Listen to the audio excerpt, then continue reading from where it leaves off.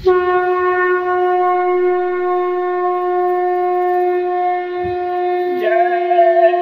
गुरुदेव, जय गुरुदेव।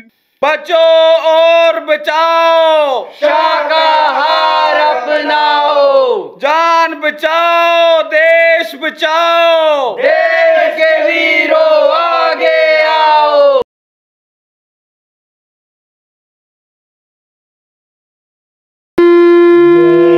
जय गुरुदेव। दाता सबके ये कही सदा रहे गुरुदेव, तुमको लाख प्रणाम है, सतगुरु जय गुरुदेव।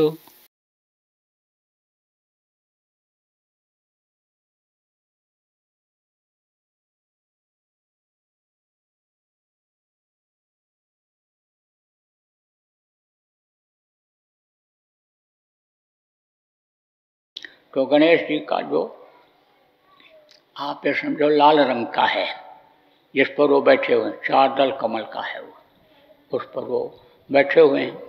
अब चारों दल के जो कमल हैं उन पर अलग अलग उनको देवता कहा गया, उनका वास है।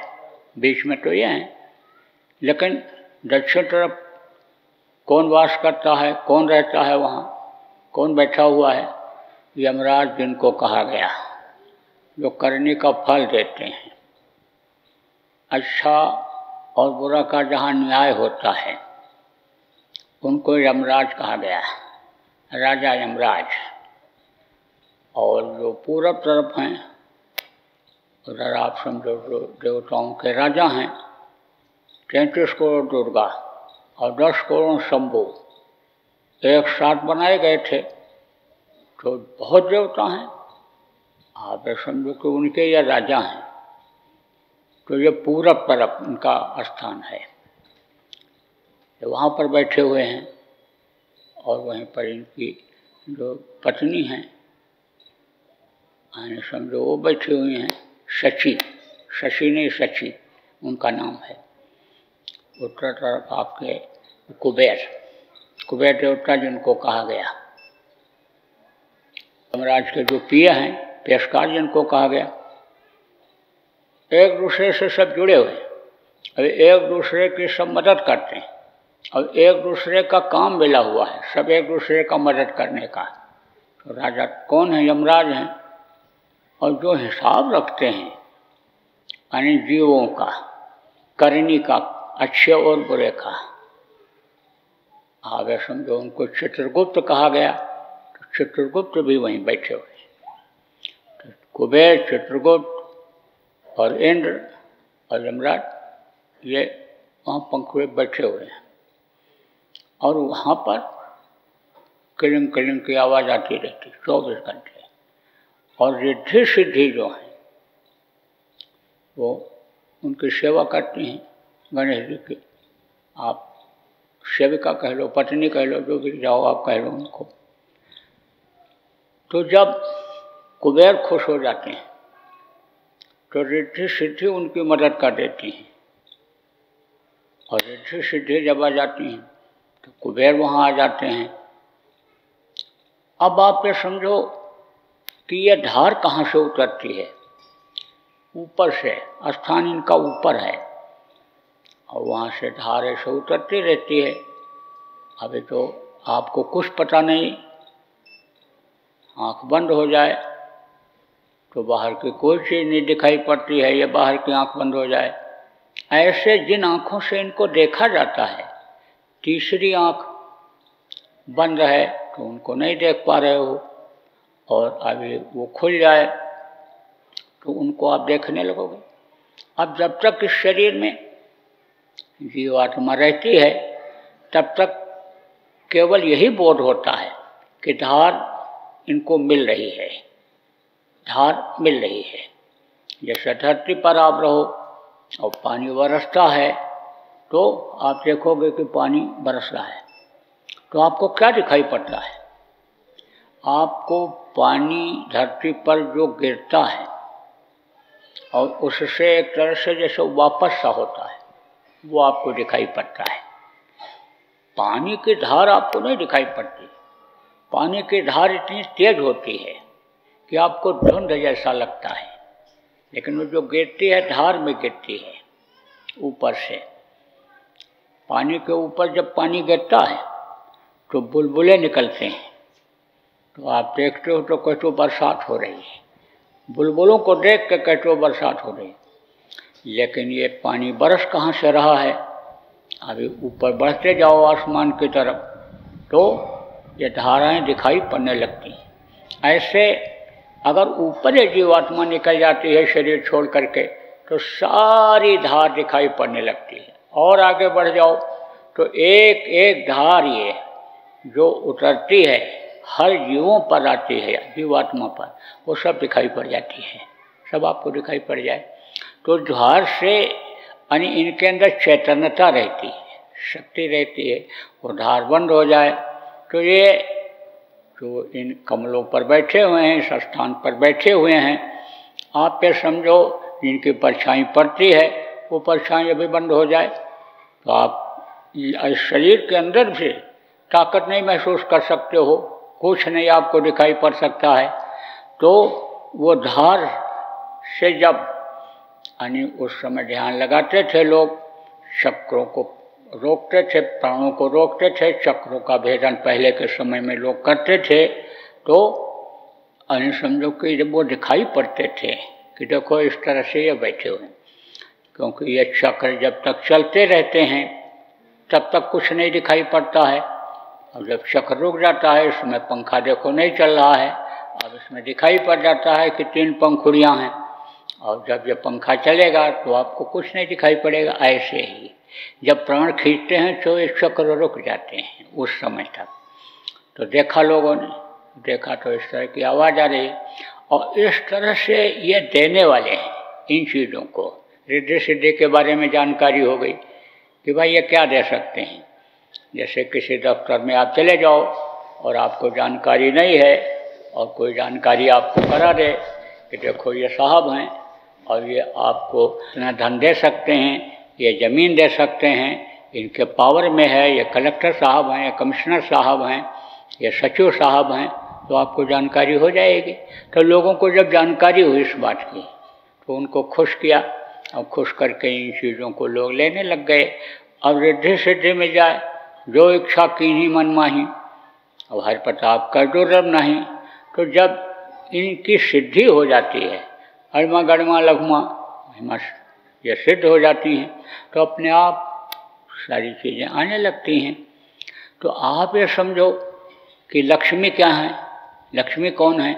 लक्ष्मी यानी एक तरह से माया के रूप हैं। माया कौन है?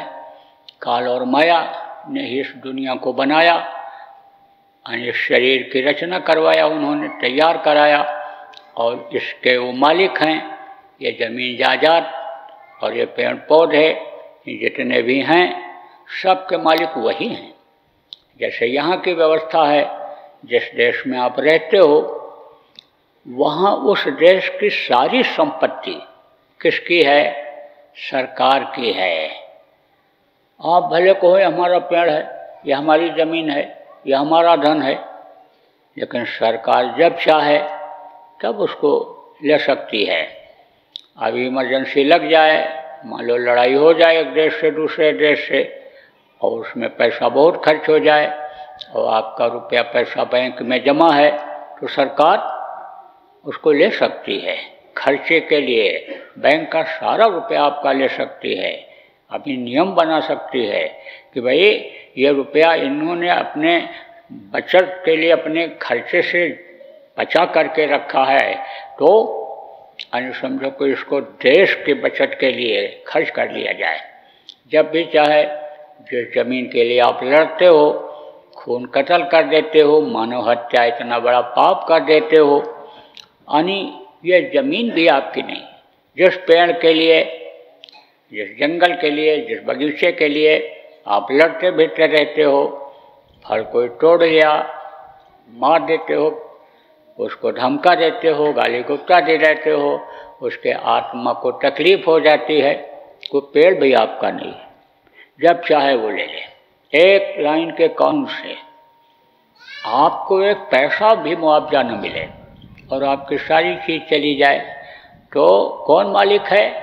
इस धरती की चीज़ों का मालिक कौन है?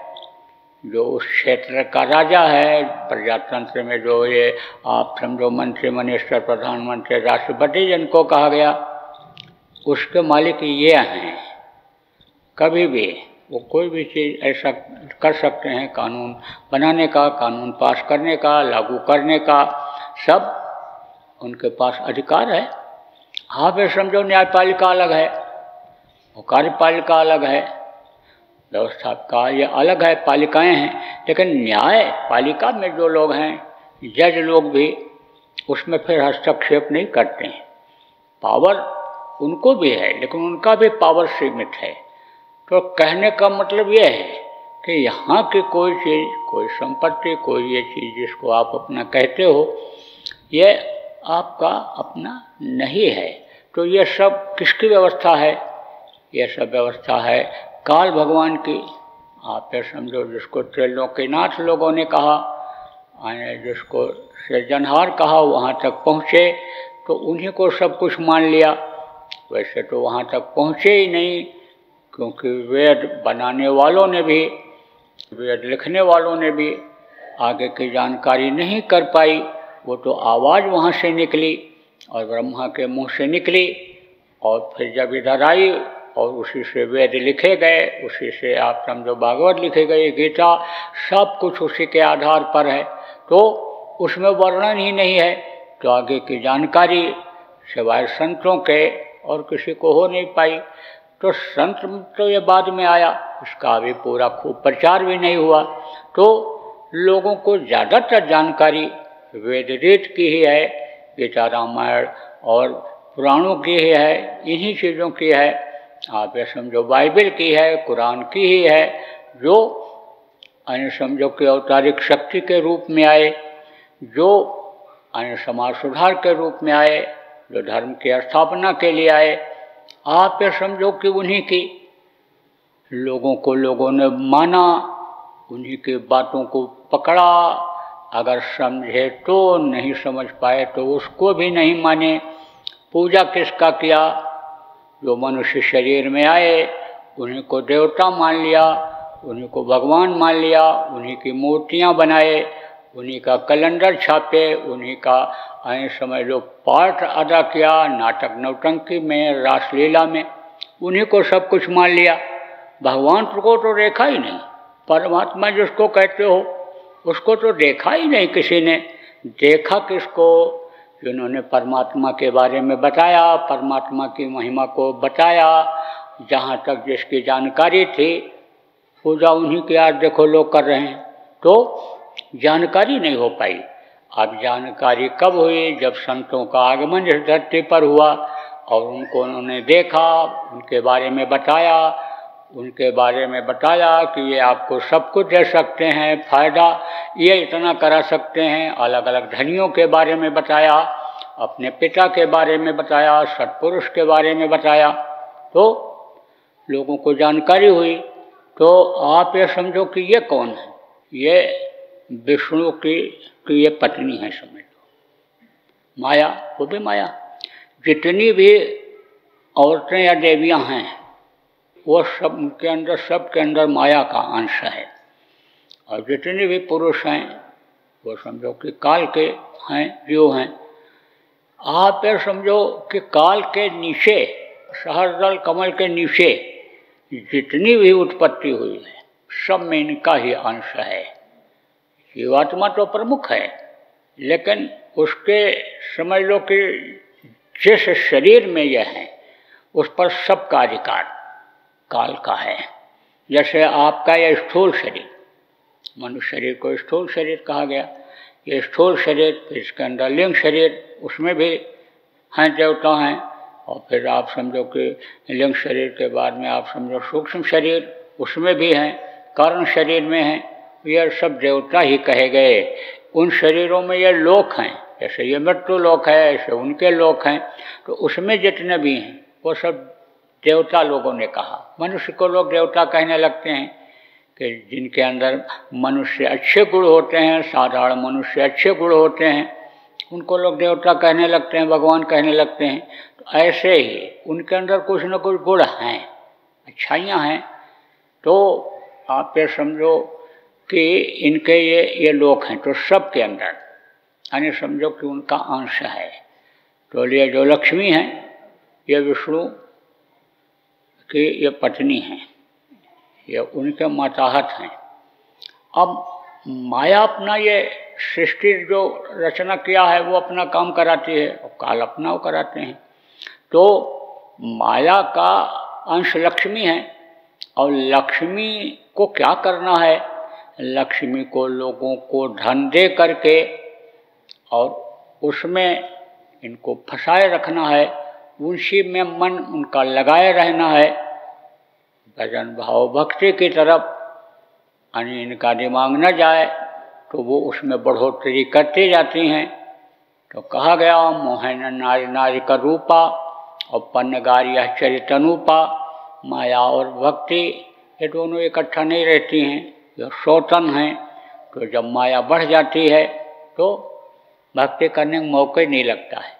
लालच इस कदर बढ़ जाती है कि 1 का 2, 2 का 10, 10 का 100, 100 का 1000, 1000 का लाख, करोड़, अरब खरब की तरफ ये मन दौड़ने लगता है।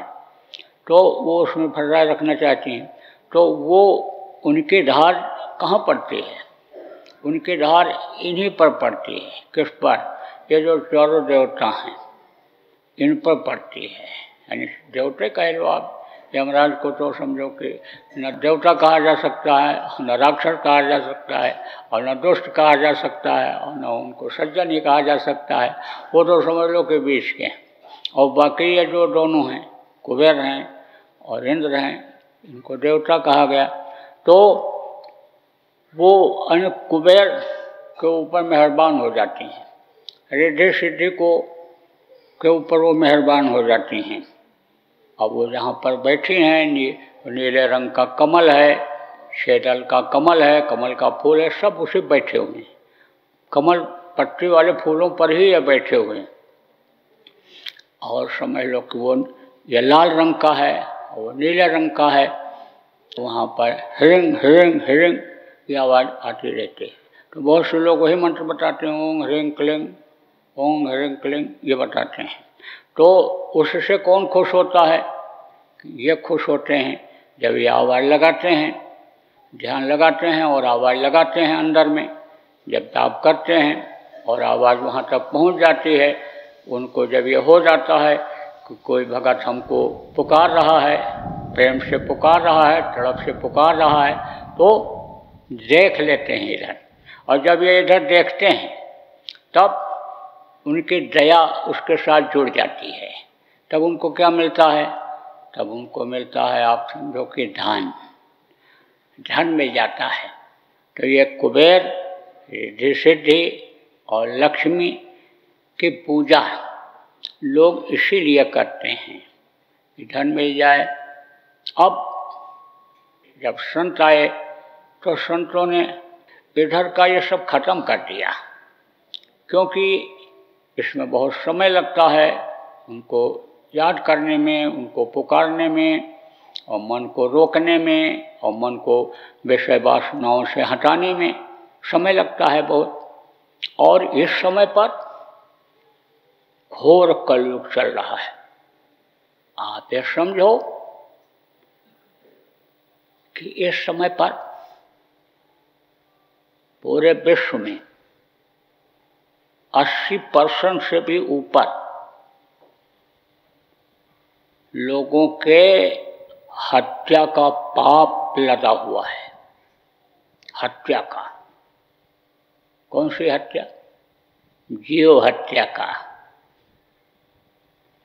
अच्छा कर्म जो करता है, कहते हैं पुण्य मिलता है, उससे पुण्य का फल मिलता है। और जो पाप करता है, यानी समझो बुरा कर्म करता है, उसके ऊपर पाप लगता है। अब आप देखो कि धाराएं यहाँ बनी हुई हैं, यहाँ का कानून बना हुआ है। क्या बना हुआ है कि जो हत्या करता है उसको भी पाप लगता है, और जो बंदूक देता है हत्या के लिए उसको भी सज़ा मिलती है। और जो योजना बनाता है कि इस तरह से तुम जाना और घर से जब निकलेंगे एकांत में पहुंच जाएंगे तब बंदूक से मारना, तो ये सब सज़ा के भागी हो जाते हैं। ऐसे सब लोग सज़ा के भागी हो रहे हैं, चाहे जान में हो रहे चाहे अनजान में हो रहे। कोई जान के किसी को मरवा देता है तो वो भी हत्या का भागीदार हो जाता है, और मरवाने वाले के साथ में जो रहता है वो भी उस कानून के दायरे में आ जाता है कि तुम इसके साथी हो, इसका साथ दिया तुमने, इसका साथ किया तुमने। तो अब आप ये समझ लो कि ये बड़ा गहन विषय है, इसको प्रेमियों आपको समझने की ज़रूरत है कि हत्या जिसने किया, जीवों को जो मारता है, काटता है, लाता है, खाता है, खिलाता है, और जो उसका साथ करता है, उससे जो जुड़ा हुआ है, उसके बर्तन में जिसमें मांस पकाया गया खाता है, उसको खुशी होती है कि हम दावत दे रहे हैं, हम बुला रहे हैं इनको, जा रहे हैं, खा रहे हैं, सब हत्या के भागीदार बन जाते हैं। मांस खाना बहुत बड़ा पाप बताया गया। मांस, लोग कहते हैं कि मांस खाओगे शरीर बन जाएगा, तंदुरुस्त हो जाएगा, हृष्ट-पुष्ट हो जाएगा। बहुत से अज्ञानी डॉक्टर हैं जिनको नहीं जानकारी है, कहते हैं अंडा खाओगे ताकत आ जाएगी, शरीर बन जाएगा, शरीर के अंदर ताकत आ जाएगी। अब शरीर तो सूखी रोटी से भी चल सकता है, इसमें भी ताकत रहती है, लेकिन जो शरीर सूखी रोटी से, सादा खाना खाने से, शाकाहारी खाने से चलता रहता है, उससे जब ज़्यादा ताकत उसमें आ जाती है तब मन किधर ले जाता है?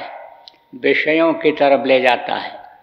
अब जो मांसाहारी हैं, मांस जब खाने लगे, ताकत जब बढ़ने लगी, आप ये समझो कि मांस पकने में जब आने समझ लो कि दिक्कत हुई, क्योंकि मांस गलता नहीं है।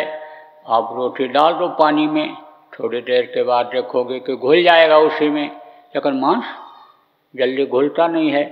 तो जब वो पका हुआ मांस भी अंदर चला जाता है, आप देखो कुछ सब्जियां ऐसी होती हैं कि जो पानी में और जो उसमें पकाते हैं जिस चीज़ में, उसमें मिल नहीं पाती हैं, उनके टुकड़े अलग ही रहते हैं।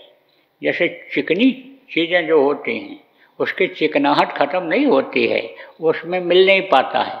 तो पेट में जब वो चला जाता है तो अंदर घुलने में दिक्कत होती है, आप ये समझो जल्दी पचता नहीं है। तो शराब किस चीज़ से बनाते हैं? अल्कोहल से बनाते हैं। उसमें ऐसी चीज़ रहती है कि जो पेट में पड़ी हुई चीज़ को जल्दी से घुला देती है। और जब शराब पीने लगे मांस को गलाने के लिए, मांस को शरीर के अंदर पचाने के लिए, अब जब शरीर के अंदर जब शराब गया तो बुद्धि खराब हो गई, और उधर जो अलग से ताकत मिली मांस खाने के आने से, ताकत शरीर को जो मिली, तो बुद्धि खराब हुई।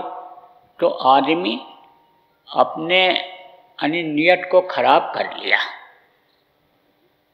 दूसरे की औरतों की तरफ नज़र चली गई, बाजार के औरतों की तरफ चला गया, और वहाँ पर अपने जो कीमती और जो शुद्ध सात्विक यानी शुक्राणु थे उनको उधर फैला दिया, उधर फेंक दिया। इधर मांसाहारी यानी समझो अपने शुक्राणु को यानी जब दिया उसको, अपनी औरत को, और उससे बच्चा बना, तो वो जो शुक्राणु हैं वो सारे के सारे बच्चे के शरीर में उसी तरह से फैल गए जो उस तरह के थे। आप ये समझो कि जो ऐसा भाव रखते हैं कि एक कोई अच्छा संतान पैदा हो जाए, ध्रुव जैसा पैदा हो जाए, भरत जैसा पैदा हो जाए, यानी प्रहलाद जैसा पैदा हो जाए, राम जैसा पैदा हो जाए, रहीम जैसा पैदा हो जाए, मोहम्मद जैसा पैदा हो जाए, कृष्ण जैसा पैदा हो जाए, भगत सिंह, चंद्रशेखर, अशफाकुल्ला खान जो देशभक्त थे, महात्मा गांधी जैसा पैदा हो जाए, जो इसके भाव जिस तरह से रहते हैं उसी तरह के बच्चे पैदा होते हैं।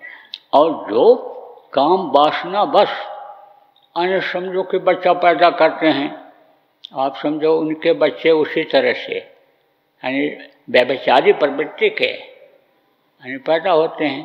तो मनुष्य जो है वो पशुओं से भी अन्य समझ लो कि बदतर जिसको कहते हैं वो हो गया, अन्य समझ लो कि पशुओं से भी एक तरह से नीच प्रकृति में चला गया। तो अब आप ये समझो कि ऐसे समय में ये चीज़ें आध्यात्म और धर्म कर्म लोगों के समझ में क्या आ सकता है? वो तो बस वही पसंद करेंगे कि बस भगवान का नाम ले लो और पूजा पाठ जैसे लोग करते हैं ऐसे कर लो। अब घर में तो बहुत से लोग देखो बैठेंगे भी नहीं आज, यानी समझो वही जो घर के दो एक लोग हैं धार्मिक प्रवृत्ति के, तो उस घर को चला रहे हैं, जिनके पुण्य प्रताप से घर चल रहा है, जिनके यानी समझो कि शक्ति से अंदर की पावर से विल पावर से घर चल रहा है, वही लोग ये भी करते हैं। तो अब ऐसे अगर देखा जाए तो बहुत ही वातावरण खराब हो रहा है। अब ऐसे समय में अगर लोगों का खान पान नहीं सुधरा, चाल चलन अगर सुधरा, तो न तो देवता को समझ सकते हैं न भगवान को समझ सकते हैं। और ये इस धरती पर भार रूप में यानी जैसे पशु और ये पक्षी चलते हैं और खा पी करके मर जाते चले जाते हैं, भार के रूप में होते हैं, तो आप ये समझो किसी तरह से रह जाएंगे।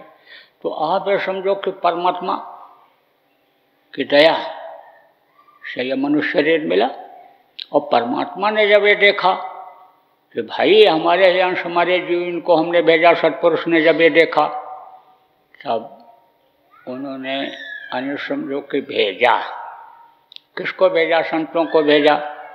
आप ये समझो कि आवाज़ तो उनकी आपको बुलाने की बराबर आ रही है। किसकी? जो सबके पिता हैं, देवी देवताओं के जितने भी भगवान हैं, जितने भी अंडपिंड के जीव हैं, सबके वो पिता हैं, सबके लिए वो आवाज़ लगा रहे हैं। और ऊपर के लोगों के यानी ये धनी सुन भी रहे हैं। और ऊपर के लोग के कौन मालिक हैं ये सब तो आप जो नए लोग आए हो आपको भी बताऊंगा। पुराने लोगों को आपको मालूम है, जो नामदान देते समय नाम बताया गया, यह उसके धनी हैं, यह उसके राजा हैं, उनको तो सुनाई पड़ता है, लेकिन वो उस आवाज़ को पकड़ करके जा नहीं सकते हैं वहाँ, उनके अंदर कोई ताकत नहीं है। आप समझो उनके शरीर के अंदर में वो रास्ता नहीं है कि वो जा सकते हों, और आप तो जा सकते हो लेकिन आप उस आवाज़ को सुन नहीं पा रहे हो। आवाज़ को अगर आदमी पकड़ लेता है, कोई भी हो, तो वो वहाँ पहुँच जाता है। जैसे अंधेरा है तो यहाँ तो सब अंधेरा अंधेरा है, आँख बंद कर लो तो है उजाला, कुछ नहीं, अंधेरा ही है। तो यहाँ तो सब अंधेरा ही अंधेरा है। आप समझो उजाला तो ऊपर है, इसीलिए देखो यहाँ रात में बिल्कुल अंधेरा हो जाता है। थोड़ा दिन आता है तो आप भूल जाते हो, आप तो कहते हो दिन हो गया लेकिन फिर रात आनी है, इस चीज़ को भूल जाते हो। तो यहाँ तो सच पूछो तो अंधेरा अंधेरा है। अभी धूप निकला है और बादल आ जाए तो अंधेरा हो जाएगा। तो इधर तो अंधेरा है। आप ये समझो कि अंधेरे में वो सुनाई नहीं पड़ता है, वो दिखाई नहीं पड़ता है मालिक। तो अब आप ये समझो कि आवाज़ सुनाई नहीं पड़ती है आपको। क्यों आवाज़ नहीं सुनाई पड़ती है? क्योंकि वो पर्दा लग गया, दिखाई क्यों नहीं पड़ता है? वो पर्दा लग गया। किसका पर्दा? कर्मों का, जिससे देखा जाता है जिस आँख से, यानी उसके सामने अंदर में पर्दा लग गया और वो आवाज़ यानी समझो कि वो बंद हो गई। जैसे इधर आँख बंद कर लो, अंधेरा, में कोई आपको आवाज़ लगावे तो आपको पता नहीं चलेगा कि किधर से आवाज़ आ रही है। कब? जब आप कान के बहरे रहोगे। मैल जब रहेगी कान के अंदर तब कुछ सुनाई पड़ेगा। बाप देखो बेटे को पुकारता है और बेटा बहरा नहीं सुन पाता, तो बाप की आवाज़ को पकड़ करके नहीं जा सकता वहाँ पर, जैसे से वो आवाज़ लगा रहा है। बहुत से बच्चे देखो कम सुनते हैं या उधर ध्यान उनका नहीं रहता है, तो पिताजी लोग नाराज होकर बोलते हैं ना, अरे कान में तू शुद्ध कड़वा तेल डाल और तेरी मैल जो जमा है कान के पर्दे के ऊपर वो फूल जाएगी और फिर उसको साफ कर देना। जब मैल निकल जाएगी तो बेटा तुझको सुनाई पड़ने लगेगा। ऐसे ही जिसको वो भेजता है सद्गुरु, वो कहते हैं इस तरह से तेरी मैल छूटेगी। ये कर्मों की मैल जो अंदर में तीसरे आँख के सामने, तीसरे कान के सामने ये जो जमा है, ये इस तरह से साफ होगी। अब आप समझो कि रात को किसी को कोई पुकारे तो आवाज़ को सुन करके उधर चला जाता है और वहाँ पहुँच जाता है।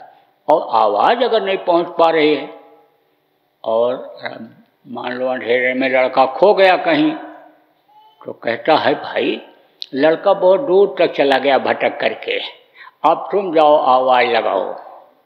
कौन आवाज़ लगाता है? यहीं आकर के नज़दीक में आवाज़ लगाते हैं। कौन होते हैं? वो संत होते हैं। वो आवाज़ लगाते हैं जब, तब अन्य समझ लो कि उनकी आवाज़ सुन करके और फिर लोग आ जाते हैं, इकट्ठा हो जाते हैं। उसका मैल अगर समझ लो कि ज़्यादा है तो फिर वो नहीं सुनता है और सुन करके समझता भी नहीं। तब संत क्या करते हैं? संत जो सुनता है उससे प्रचार करवाते हैं। जितने भी संत आए सब लोगों ने सुनने वाले को पहले अन्य समझो कि सुनाया और उसको आवाज़ को पकड़ा कर अपने पास बुलाया और फिर उससे आवाज़ लगवाई जा करके। तो देखो बहुत से लोग ऐसे होते हैं जिनसे बराबर कहते रहो कहते रहो कहते रहो, और उनकी मैल जब हटती है तो उस आवाज़ को पकड़ लेते हैं। कौन सी आवाज़? कि जो उस प्रभु से आ रही है और संत के अंदर आई, और संत की आवाज़ प्रेमी के अंदर आई और प्रेमी की आवाज़ से वो प्रभावित हो जाते हैं। तो देखो आप जितने भी लोग पुराने हो, किसी न किसी माध्यम से जुड़े हो, किसी न किसी की आवाज़ सुन करके आप आए हो। किसी ने बताया होगा, आज जो नामदान लेने आए हो आपको भी किसी ने बताया होगा, समझाया होगा। ऐसे ही आवाज़ ही मुख्य चीज़ है। अब वो कौन सी आवाज़ है?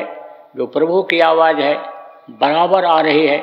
उस आवाज़ को जब आप पकड़ लोगे तब अन्य समझो की सफाई हो जाएगी, और उस आवाज़ को पकड़ लोगे तो निकल चलोगे। अब वो आवाज़ इसीलिए नहीं सुनाई पड़ती है क्योंकि वही मांस खाया, मछली खाया, अंडा खाया, शराब पिया और व्यभिचार किया, तो उसका पर्दा लगा हुआ है, वो कर्म लगे हुए हैं, वो मैल जमा है कान के ऊपर, आँख के ऊपर अंदर वाले। जैसे बाहर की आँख है, बाहर के कान है, ऐसे अंदर में है। आपको बताया गया, जो नए लोग आप आए हो आपको भी और विस्तार में बताया जाएगा, और उसको साफ करने का भी तरीका आपको बताया जाएगा। और आप जो नामदानी हो आपको तरीका बताया भी गया। उसकी सफाई कब होगी? कि जब आप सुमिरन करोगे, ध्यान करोगे, जब भजन करोगे, तब सफाई उसकी होगी। जय गुरुदेव। बाबा उमाकांत जी महाराज अपने ही प्रेमियों के सहयोग से संस्था द्वारा जनहित का कार्य करते हैं। किसी भी व्यक्ति, संस्था व सरकार से कोई भी चंदा, चुटकी व अनुदान नहीं लेते और किसी भी तरह का व्यापार भी नहीं करते। इसलिए आप श्रोताओं को बताया जा रहा है कि बाबा जी के नाम पर किसी भी प्रकार का धन मांगने वाले व व्यापार में प्रचार करने वाले लोगों से होशियार रहिएगा। आपसे यही कहना है कि सत्संग सुनो, समझो और अच्छा लगे तो मानो। आने वाली बीमारी तकलीफ़ों से बचने के लिए कुदरत व सरकारी नियम का पालन करो। आपके सुझाव के लिए व्हाट्सएप नंबर 9575600700। जय गुरुदेव, जय गुरुदेव।